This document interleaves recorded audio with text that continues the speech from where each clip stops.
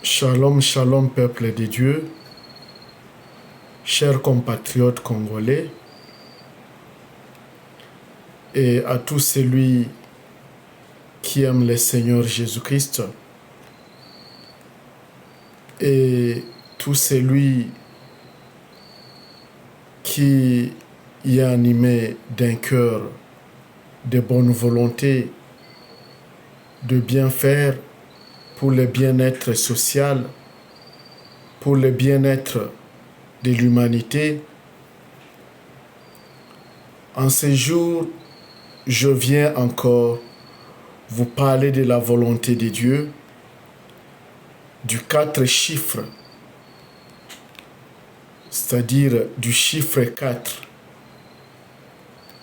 Le chiffre 4 que le Seigneur m'a révélé et que je tiens à vous faire part. Mais avant cela, je veux d'abord me présenter. Je veux aussi parler un peu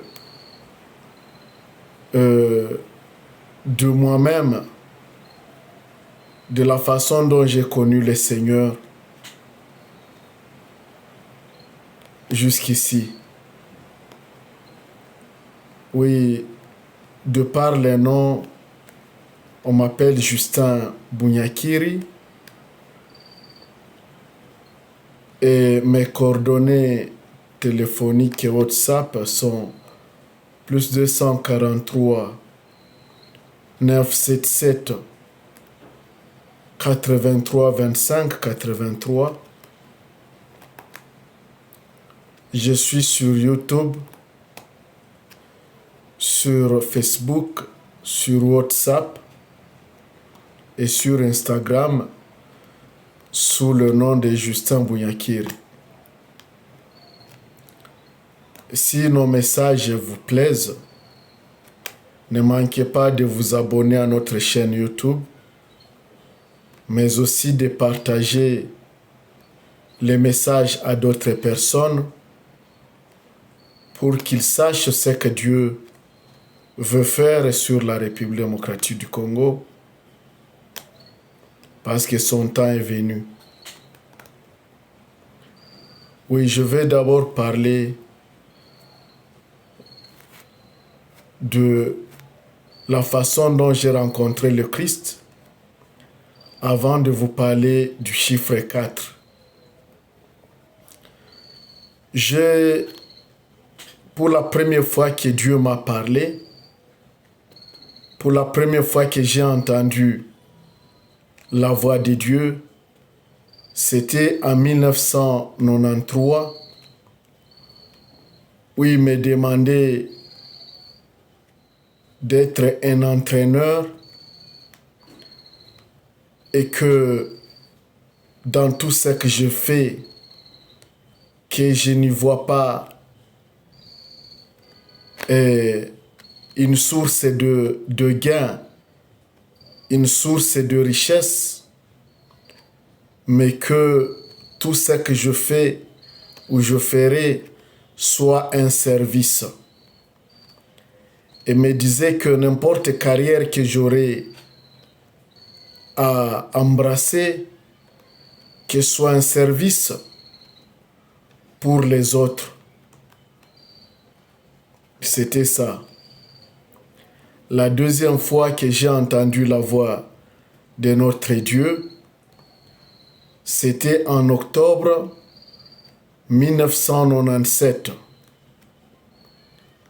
J'étais dans ma chambre, seul, vers 23 heures. J'étais en train de préparer mon cours de biologie. J'étais en pleine période d'examen. Le lendemain, j'avais un examen de biologie. Et là, j'étais à l'université catholique de Bukavu. Maintenant, la nuit là, quand j'étais en train d'étudier dans ma chambre, j'ai entendu une voix audible qui m'appelait Justin, Justin. J'ai regardé derrière, je n'ai vu personne. J'étais seul dans ma chambre. Je me suis posé la question qui pouvait m'appeler. Et après, pour la deuxième fois, j'ai demandé qui m'appelait. Et s'est présenté par son nom. Et il m'a dit, c'est moi Dieu qui te parle. Et il a renchéri. Il m'a dit, je t'envoie au ministère de combat spirituel. Là, tu vas entendre, tu vas rencontrer une personne en train de parler sur la situation que tu traverses. Là, j'avais une maladie qui m'avait fait amaigrir. Et pendant presque une année, mes activités étaient seules. Les études à l'université et la chambre. Je ne faisais quoi autre, si ce n'est que me réveiller à 6 heures, aller à l'université parce que j'ai logé Bagira à ce temps-là, aller à l'université vers le campus de l'UCB de Karale, c'est là qu'on étudiait, dans les bâtiments Dr Luruma. Et après le cours à 17 heures, j'ai retourné encore à Bagira à pied. Arrivé à la maison à des heures tardives, j'entrais seulement dans ma chambre et c'était ça ma vie. Même le dimanche, je restais seulement en chambre. Alors j'étais tourmenté par des forces des ténèbres dont je ne savais pas l'origine. Et je me posais la question sur la situation que j'ai traversée. À ce temps-là, j'allais chercher des solutions dans la bibliothèque de l'Humanitas, du collège à l'Humanitas. Et je prenais plusieurs livres que je mettais sur ma table en train de chercher et de comprendre la situation que j'étais en train de traverser. Mais Dieu, dans son amour, ces jours-là, il m'a parlé, il m'a orienté vers le ministère du combat spirituel. Et c'est même moi là-bas, d'octobre, le ministère du combat spirituel venait d'arriver à Bukavu. Il venait de loger dans une maison là à Nyawera. Parce que je pense que nous étions la première classe.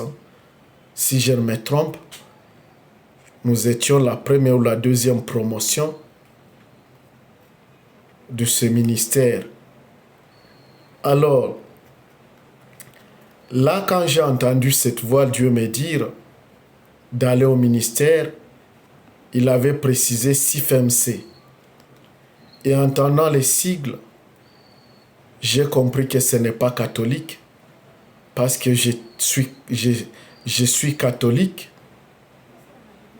parce qu'à ce temps-là, j'étais catholique, et je ne savais rien de ce qui est protestant et de ce qui est des églises de réveil. Je ne savais rien non plus des démons. Et c'est alors que j'ai refusé. J'ai dit que réellement, si c'était Dieu qui me parlait, il devrait m'orienter vers l'église catholique, vers la paroisse, vers un prêtre, pour me guérir et pour m'aider.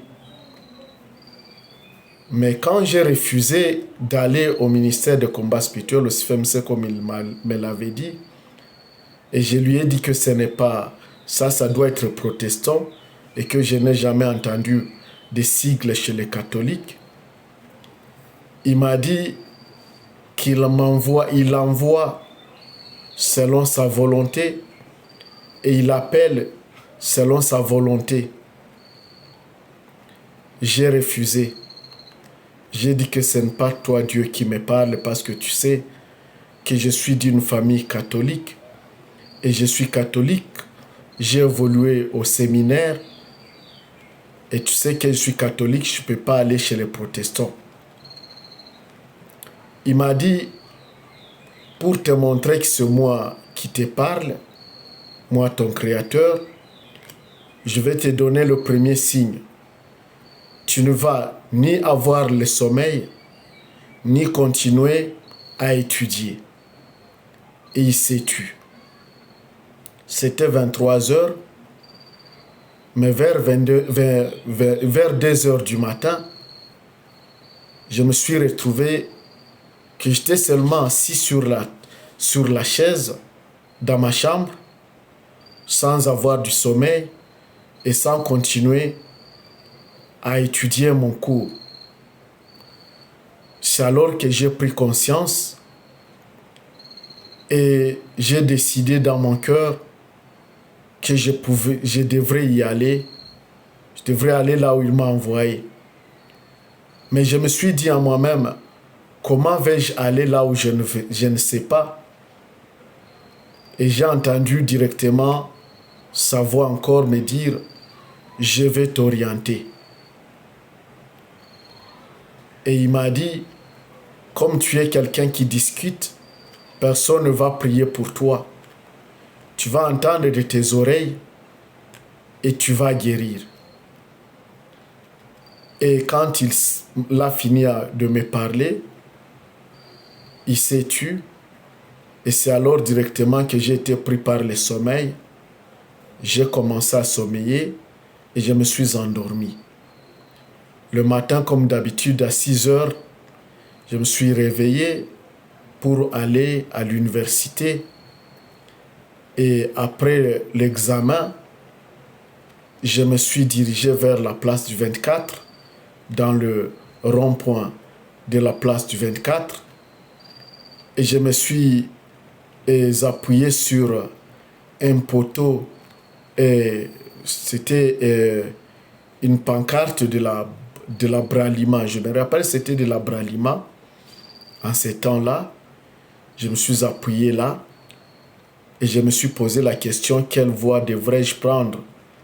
Devrais-je aller à Kadutu, prendre le boulevard du Patrice Emery Lumumba vers la ville, prendre le chemin vers le lycée ou rentrer à Bagira, prendre le chemin vers Kavumo? Je ne savais pas. Et je suis resté appuyé sur ce poteau pendant presque 30 minutes. Je me suis dit, c'est lui qui m'a dit qu'il m'orientera. Maintenant, je ne le vois pas, il n'envoie personne pour m'orienter. Mais en un certain temps, j'ai entendu une voix me dire d'embrasser la route, le boulevard Patrice Emery Lumumba. Et je l'ai commencé. Je suis parti du fer rouge, disons de la place du 24 jusqu'à Nyawera. Arrivé à Nyawera, à l'ancienne télécelle, c'était télécelle en ces temps-là. On écrivait télécelle, oui, l'actuel bâtiment où était logée la banque Biak. Directement sur la route, j'ai remarqué qu'il y a une femme avec qui je marchais. Je lui ai posé la question si elle pouvait me montrer où se trouve la CIFMC. Et directement, elle m'a montré le bâtiment à gauche. Et il m'a dit, va là-bas, c'est là le ministère de combat spirituel. Et je me suis séparé de la dame, de la femme. Elle a continué et moi, je suis entré dans ce bâtiment-là. Arrivé là, il y a une femme qui m'a accueilli et m'a orienté vers la classe de papa. Et à ce temps-là, j'ai rencontré que tous ceux qui étaient là étaient des personnes âgées plus que moi. Et ce jour-là, j'étais le seul jeune qui était dans cette classe-là. Alors j'ai rencontré le missionnaire en train d'enseigner et j'ai entendu ce qu'il disait, c'était ma situation, la situation que j'étais en train de traverser. J'ai découvert que Dieu m'avait parlé réellement. Et je me suis dit que je m'accroche à ce ministère, que j'ai rencontré Dieu et que je ne pouvais plus l'abandonner. C'était là que j'ai commencé. J'étais affermi et j'ai eu le combat de base. Après, j'ai commencé à servir Dieu dans la cure d'âme et délivrance, dans le ministère de combat spirituel. Alors, j'ai eu beaucoup de problèmes du point de vue spirituel et de la vie aussi, parce que les gens ne voulaient pas ce que j'évolue dans ces ministères. Mais comme je connais le seul secret, comme j'étais la seule personne qui connaissait les secrets, je me suis dit que malgré les dires des gens, je ne pouvais plus retourner en arrière. On m'a même chassé là où j'étais. J'ai logé à Bagira. Ils m'ont dit ou bien c'est leur maison ou bien c'est le ministère de combat spirituel, parce que j'arrivais tardivement et les enseignements prenaient fin à 18h30 et à 18h30 je devrais prendre les pieds jusqu'à Bagira. C'est-à-dire de Nyawera, j'allais à pied jusqu'à Bagira. Vous imaginez l'heure que je passais en cours de route. De 18h30, j'arrivais à la maison vers 20h et les gens, les propriétaires de la maison m'avaient chassé, dire que je n'avais pas le droit de revenir en retard chez lui. J'ai pris ma mallette, je l'ai mise sur la tête. Je suis parti vers Nyawera, toujours à l'église, au ministère de combat spirituel, où j'ai pensé avoir un logement. Malheureusement, eux aussi restaient à l'hôtel. Les missionnaires restaient à l'hôtel. Et à ce temps-là, il n'y avait pas où passer la nuit. Ils m'ont dit qu'ils n'avaient pas de logement pour les gens et qu'eux-mêmes étaient des visiteurs. C'est ainsi que j'ai manqué où passer la nuit. Je suis entré avec ma mallette sur la tête. Mes collègues avec qui j'étais venant de Bagira, quand ils m'ont vu avec la mallette sur la tête, ils m'ont dit que je devenais un fou et qu'on m'avait ensorcelé. Ils ont beaucoup parlé, ils ont commencé à m'humilier. Même plusieurs membres de famille m'ont humilié, des cousins qui m'ont humilié. Mais comme c'était seulement moi-même, je connaissais le secret, j'ai enduré et je me suis tué. Arrivé au marché de Nyawera, j'ai pris ma mallette, je me suis placé dans le marché de Nyawera. Le marché n'était pas encore construit, c'était seulement un marché nu, il n'y avait pas de maison. Et j'ai passé 2 semaines sous la table sur laquelle on étale les effets à vendre. Et j'ai passé, ma mallette était mon matelas, et à cause de la famine, j'ai été obligé de vendre. Mais j'ai été obligé de vendre mes habits pour avoir quoi manger. Et je me rappelle que même la Bible que mon père m'avait donnée, c'était une Bible de Jérusalem, Bible rouge de Jérusalem. Je l'ai même vendue pour avoir quoi manger. Là même, j'ai attrapé une maladie de choléra. Et comme je n'avais personne pour m'aider, j'ai appelé le Seigneur pour qu'il puisse me guérir. Au même instant que je l'ai appelé, j'ai eu la guérison. Et cela m'a encore conforté davantage. et j'ai su que j'étais avec le Seigneur. J'ai enduré dans cette souffrance et c'est alors que les gens ont informé à mon frère qui était en Europe et qui m'a secouru, il m'a envoyé de l'argent pour payer la chambre, pour voir où passer la nuit. Et c'est ainsi que de là, je suis parti prendre une maisonnette à La Botte.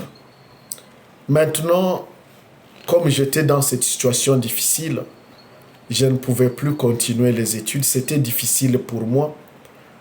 Mais comme je ne voulais pas devenir un serviteur mendiant, un serviteur dépendant, j'ai dit au Seigneur de me permettre quand même d'étudier.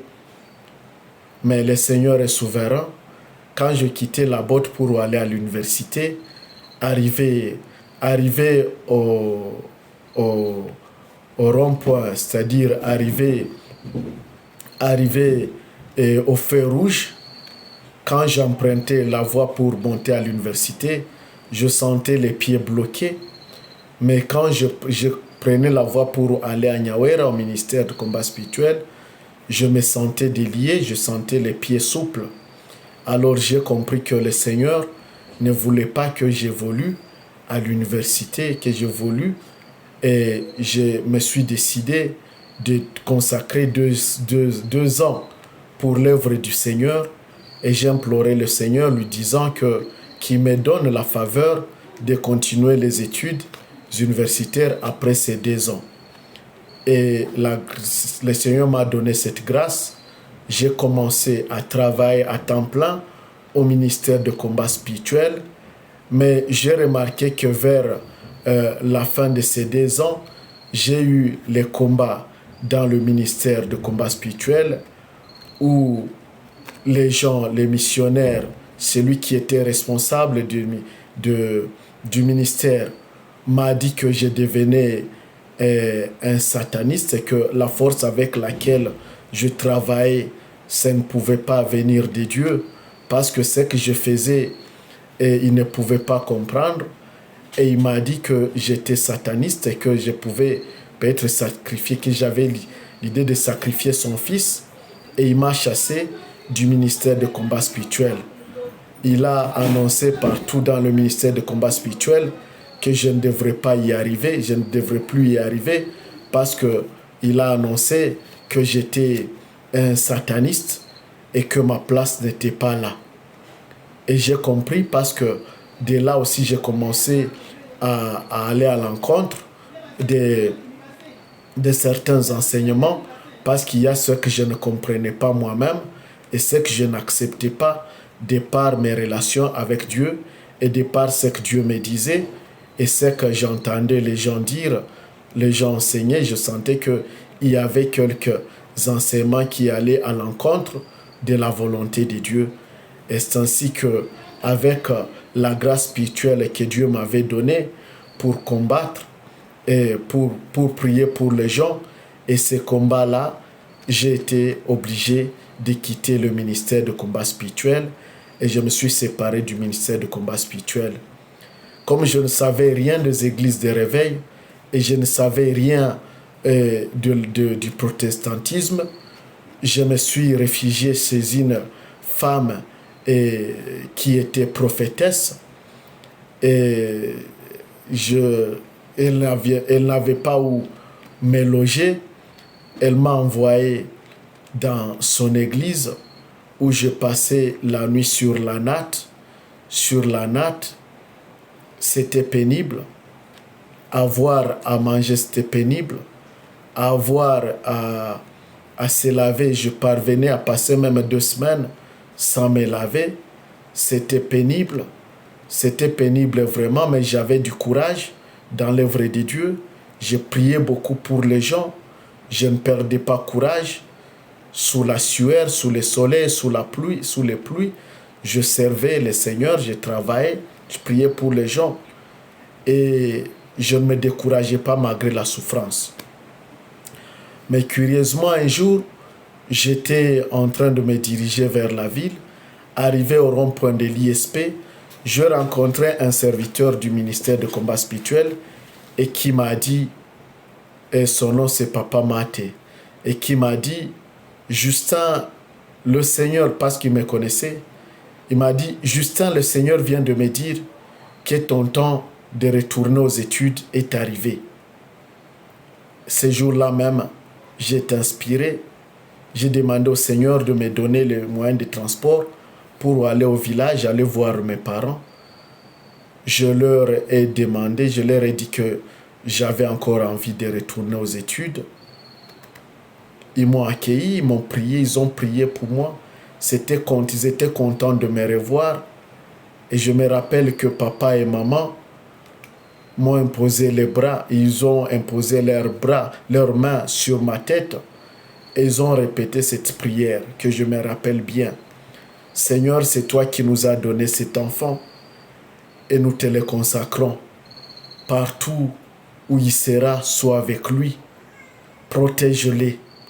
Et entre tes saintes mains, nous les remettons, qu'ils te servent et qu'ils servent les gens. Je me rappelle bien de cette prière que mes parents avaient fait sur ma tête. Maintenant, le lendemain, je suis retourné à Bukavu. Ils m'ont donné les moyens nécessaires. Je suis retourné à Bukavu. Je me rappelle que j'étais avec un prêtre, paix à son âme, feu Monseigneur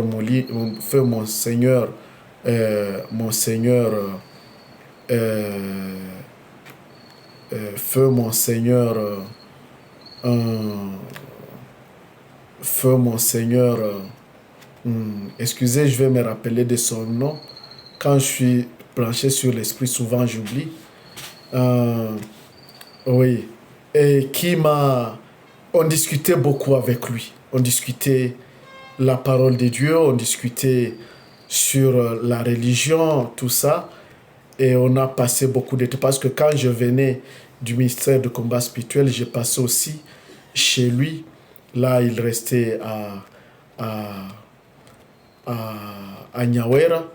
Il restait à Nyawera dans leur bâtiment Likembe. Oui, il restait là. Et le Seigneur l'a beaucoup utilisé vraiment pour m'aider.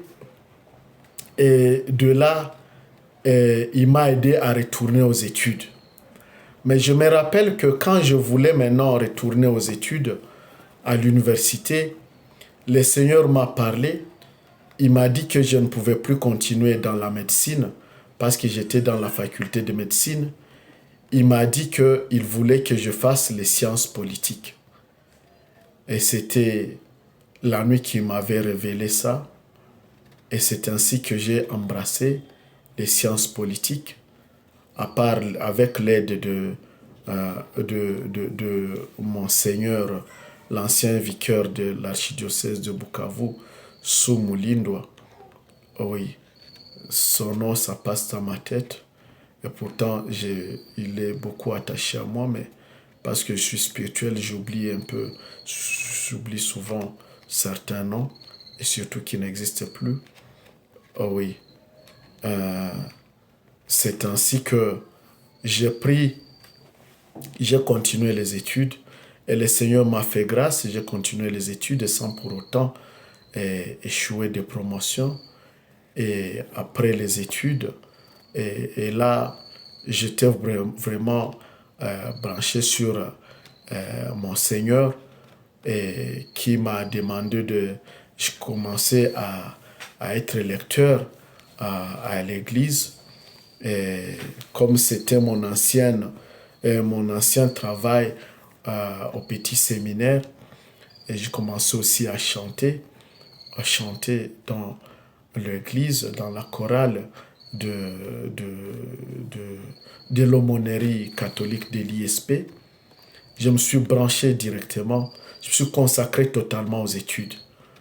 Après les études universitaires, je me suis marié et j'ai continué ma vie courante comme tout homme. Et j'ai continué. Et par la grâce, par après, le Seigneur m'a donné du travail comme enseignant d'université à l'université à l'université libre des Grands Lacs, où le Seigneur m'a fait grâce. J'ai été doyen de la faculté des sciences sociales, politiques et administratives. Et de là, j'ai pris l'inscription à l'université de Kisangani pour continuer mes études en troisième cycle. Et j'ai continué les études en troisième cycle, mais les études, je ne les ai pas encore terminées jusqu'à aujourd'hui, compte tenu de mes charges familiales et mes charges chrétiennes. Oui, c'est un peu là, mes chers amis, mes chers frères, mon parcours. Maintenant, pour retourner à l'appel du Seigneur, le 1er janvier 1998, en pleine adoration, c'était de Nouvel An, j'ai écrit une lettre au Seigneur et je lui ai dit, Seigneur, fais-moi grâce de me faire un nouveau David pour sauver ton peuple. C'était à l'époque de la guerre et vraiment, je voyais comment les gens mourraient, comment les gens vivaient dans l'atrocité. Maintenant, ces sentiments-là m'ont poussé à écrire une lettre au Seigneur, lui demandant de me faire un David nouveau pour sauver son peuple. Et nous avons continué. J'ai continué avec le Seigneur. Et le 11 octobre 1998, j'ai eu un songe. Non, en ce temps-là, le Seigneur m'a demandé de faire une prière. Oui, excusez, chers frères, il y a eu des agréments. Oui, maintenant, je vais continuer mon témoignage, mon expérience, comment j'ai rencontré le Seigneur, comment j'ai évolué avec lui. Oui, je disais qu'à ce temps-là, en octobre 1998, le Seigneur m'a demandé de faire une prière de 21 jours et il m'a donné comme condition de ne pas serrer la main à qui que ce soit pendant cette période de 21 jours. Et au 10e jour de la prière, j'ai eu un songe. J'ai eu un songe, je l'ai vu, j'ai vu le Seigneur venir avec de l'huile. Il s'est présenté, il m'a dit, je vais lire in extenso ce que j'ai vu. Il m'a dit, j'ai dit in extenso, Justin, j'ai conclu une alliance avec toi aujourd'hui. Puis je l'ai vu prendre de l'huile et il a commencé à me oindre le corps en disant, je te oins de mon huile. J'enlève en toi tout ce qui est charnel et je mets en toi tout ce qui est spirituel. Le diable ne peut plus rien sur ta vie. Je vous ai choisi à deux dans ta famille, ton grand frère et toi, pour faire ma volonté au monde. Puis je l'ai vu en train de me oindre tout le corps et il a renchéri, il m'a dit, prends ces chaussures. C'est pour que vous les partagiez avec ton frère. J'ai vu en songe qu'il n'avait qu'une paire de chaussures. Puis quand il voulait me passer cette paire de chaussures, il m'a dit, non, j'ai oublié l'autre paire. Je te donnerai ces deux paires au moment opportun et tu donneras une paire à ton frère et toi tu resteras avec une paire de chaussures. Et le songe a pris fin. Et puis, le 30 juin 1999, Et il m'a demandé de faire une prière, disons, en juin, non, c'était en mai. En mai 1999, il m'a demandé de faire une prière de 40 jours. Et m'avait dit que dans ces 40 jours, je ne devrais pas quitter la maison. J'ai fait 40 jours dans ma chambre. Je ne prenais que une petite tasse de la bouillie seulement. Et je fais 40 jours dans cette prière sur la natte, en train de prier le Seigneur. Je ne sortais pas de la maison. Et pendant cette prière, je n'ai eu qu'une seule révélation. Le Seigneur ne m'a parlé qu'une seule fois. Et voici, les songes que j'ai eus, c'était le 30 juin 1999. Alors, je vais lire in extenso et les songes tels que je les reçus. Dieu m'a montré en songe ce qui suit. J'ai vu en songe un gros oiseau entouré d'une multitude de petits oiseaux qui étaient en train de chanter et de danser pour le gros oiseau. Tout autour de ces gros oiseaux se trouvaient d'autres oiseaux, d'autres petits oiseaux qui escortaient et pour garder la sécurité du gros oiseau et pour que les petits oiseaux aussi qui chantaient ne touchent pas les gros oiseaux. Et tous ces oiseaux étaient en plein vol. C'était ça, la vision que j'avais vue. Et depuis ce temps-là, j'ai continué avec le Seigneur petit à petit. En un certain temps, je suis entré dans la vie comme tout homme. Mais en un certain temps, le Seigneur m'a rappelé et il m'a parlé. Il m'a parlé. Là, j'étais à Nairobi. De Nairobi, il m'a envoyé en mission dans la forêt de Walikale et Djingala pour prier pour les gens. Et dès lors, j'ai évolué avec le Seigneur jusqu'à aujourd'hui. Tel est mon témoignage, mes relations avec le Seigneur. Peut-être que les gens se posent beaucoup de questions sur ce que je suis, mais tel que le Seigneur m'a appelé, je suis un chrétien tout court. Dire que je suis protestant, dire que je suis des églises de réveil, dire que je suis catholique, dire que je suis musulman, il me sera difficile de préciser ce que je suis. Je suis seulement attaché au Seigneur et cela me suffit. Je préfère être appelé seulement serviteur de Dieu. Dire que je suis pasteur, je ne le dirai pas. Dire que je suis qui que ce soit, je ne le dirai pas. Je suis serviteur de Dieu.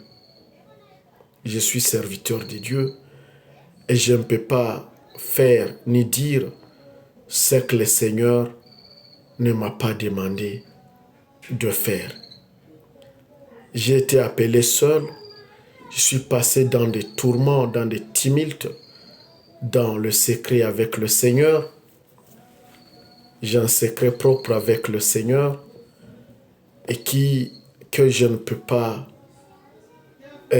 suivre ce que les gens me disent, parce que beaucoup de gens m'ont toujours tiré de ficelle pour que je retourne, pour que je ne fasse plus, pour que je n'évolue pas plus avec, disons, avec ce que le Seigneur me dit. Mais je tiens. Je tiens et j'évolue avec le Seigneur tel que je le peux. Le Seigneur m'a choisi pour tout le monde, pour servir tout le monde, sans condition, sans religion et sans parti pris. Et je suis un serviteur de tout homme, de toute créature créée à l'image de Dieu. C'est cela, mes chers frères. Maintenant, je veux parler du chiffre 4 tel que le Seigneur me l'a donné. J'ai vu un songe, le Seigneur me visitait. Il m'a encore demandé d'entrer en prière et je fais cette prière et au cours de laquelle il m'a demandé d'écrire le chiffre 4 et il m'a précisé ce que signifie le chiffre 4. Le chiffre 4 signifie une